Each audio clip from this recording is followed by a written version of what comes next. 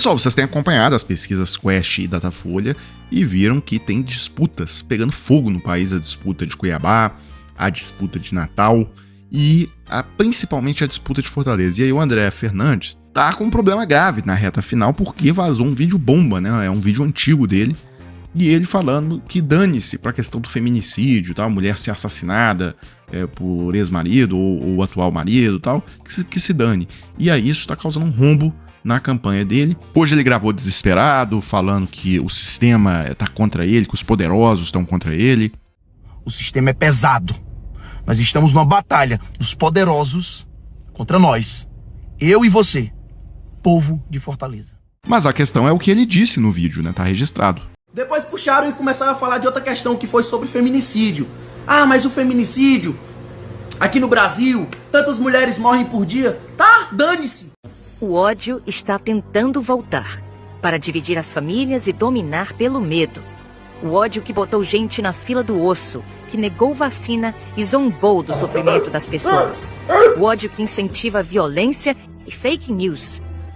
O ódio que agride as mulheres, do quebra-quebra e da ameaça à democracia. O mesmo ódio com cara nova não pode voltar. Bem, aí eu queria mostrar rapidamente aqui que Bolsonaro e Valdemar da Costa Neto estão numa luta feroz, tá, por comando de dinheiro ali dentro do partido. A família Bolsonaro querendo tomar pedaços do partido ali do Valdemar da Costa Neto. Mas eu imagino que o Valdemar, quando tomou essa decisão de atrair o bolsonarismo para dentro do PL, ou seja, ele tem esse partido há muito tempo, há quase 30 anos. Então essa decisão de trazer o PL foi o seguinte, para aumentar o fundo partidário, porque ele sabia que ele traria muitos votos, né, com o Bolsonaro, e realmente a aposta dele acabou se pagando. Então ele se tornaria o comandante de uma máquina bilionária, que receberia bilhões do fundo partidário, mas ele deve ter tomado todas as providências jurídicas no sentido de fazer o estatuto do PL de uma maneira não democrática, digamos assim, ou seja, ele é um rei dentro do PL e não tem jeito de destituí-lo do comando do PL. Não deve ter eleições internas para a presidência e para o comando do PL, esse que é o ponto. Então, agora ele ganhou os votos, digamos, né, trouxe o bolsonarismo, ganhou os votos, ganhou o fundo partidário, mas ele continua no controle de tudo. E aí o Eduardo Bolsonaro queria o controle de uma fundação que é mantida pelo PL, tá? Chama Fundação Álvaro Vale. E essa fundação tá com uma amiga pessoal do Valdemar, é lá da cidade, é o berço do Valdemar, que é Mogi das Cruzes, em São Paulo. E essa fundação, só para vocês terem uma ideia, ela tem um orçamento de 19 milhões de reais por ano. E então o Valdemar não quer que se mexa nisso aí, mas de jeito nenhum. E bateu com a porta na cara do Eduardo Bolsonaro. O Eduardo Bolsonaro não vai. O Eduardo Bolsonaro provavelmente queria essa fundação para fazer vídeos, né, com esse. Imagina o Eduardo Bolsonaro com um orçamento de 19 milhões de reais por ano, com uma fundação do partido. Ele faria isso aí, um trabalho de internet, de produção de conteúdo e etc. Mas o Valdemar não quer saber nada disso. O Valdemar lá tá preocupado com a questão do orçamento da fundação, a aliada dele que tá instalada lá e etc, tá? E aí, para dar um cala-boca, né, um agradozinho pro Eduardo Bolsonaro, o Valdemar disse o seguinte: não, ó, toma aqui a Secretaria de Relações Internacionais do PL, tá, Eduardo? Você não gosta desse assunto, área internacional, tal? Pois é, toma aí, isso aí pode ficar com você vai lá, Milei, Vox na Espanha, Orbán, aí você fala o Trump e etc, tá? Aí você pode fazer aí suas viagens, etc. Pessoal, e aí pra fechar esse vídeo eu só queria comentar uma última coisa, porque ontem foi dia 20 de outubro, então ontem completou exatamente 30 anos, tá, da maior fraude eleitoral, pelo menos da Nova República, né, desde a redemocratização. Aconteceu no Rio de Janeiro, nas eleições de 1994, tá? E tá aqui a Folha de São Paulo, do dia 20 de outubro de 94, fraude faz Rio de Janeiro ter nova eleição parlamentar, ou seja, o TRE, aqui tá a capa do O Globo, tá, teve que cancelar as eleições de tanto de fraude que teve no papel.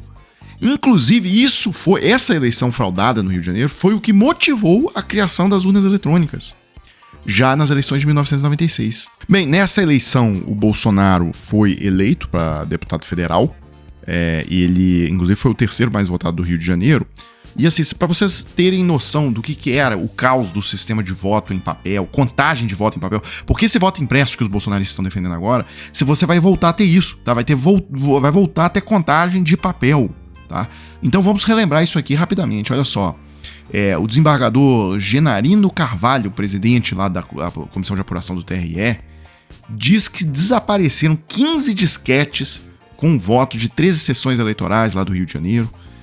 Disse que havia um cenário de desorganização total. Quando cheguei lá na sala, aquilo estava uma bagunça.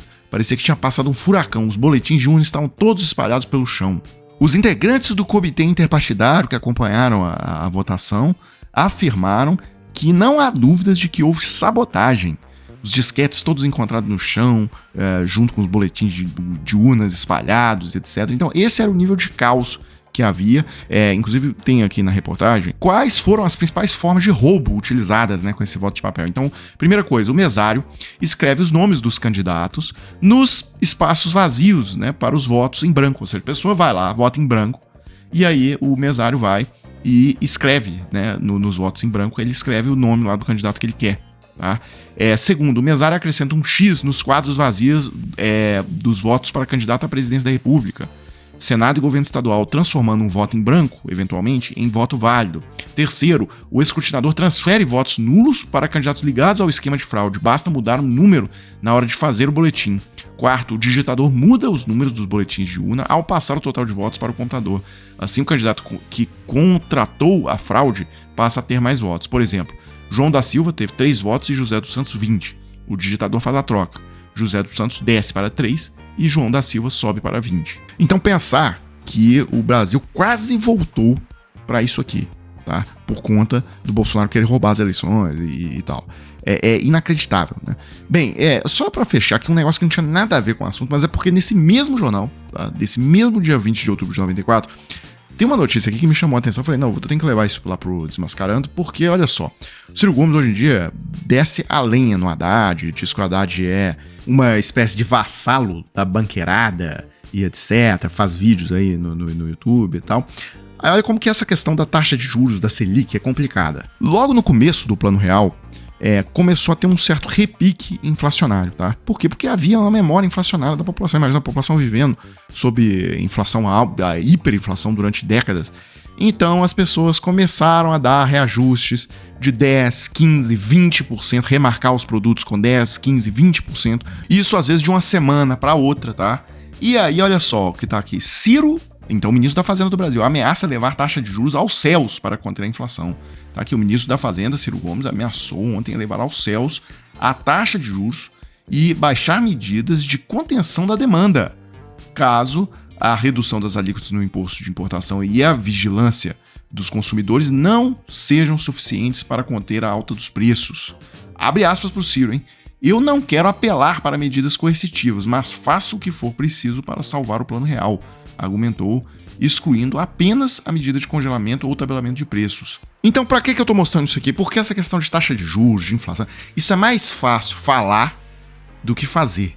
Tá? É mais fácil ter gogó, ter retórica sobre esse assunto, mas quando você senta na cadeira lá, a inflação começa a apertar e não sei o quê, é muito difícil você não ceder ali e enfim, tomar a medida que tem que ser tomada, eventualmente de aumentar juros e etc. Então, vejam como até quem hoje aí se gaba, mas no passado fazia o contrário do que prega hoje, né? Pessoal, então é isso pra gente encerrar. Se você tiver interesse de trabalhar a partir da sua casa, tá? Pelo celular ou computador. Pois você sabia que pela internet tem várias formas de você trabalhar e ganhar seu dinheiro de forma honesta, tá? Então, se você tiver interesse de conseguir uma renda extra trabalhando de casa, eu vou deixar o link aqui na descrição do vídeo. Se você clicar, vai entrar em contato com o Thiago e lá ele vai te mostrar o passo a passo. Pessoal, então é isso, né? Eu fecho o vídeo agora e volto em uma próxima oportunidade.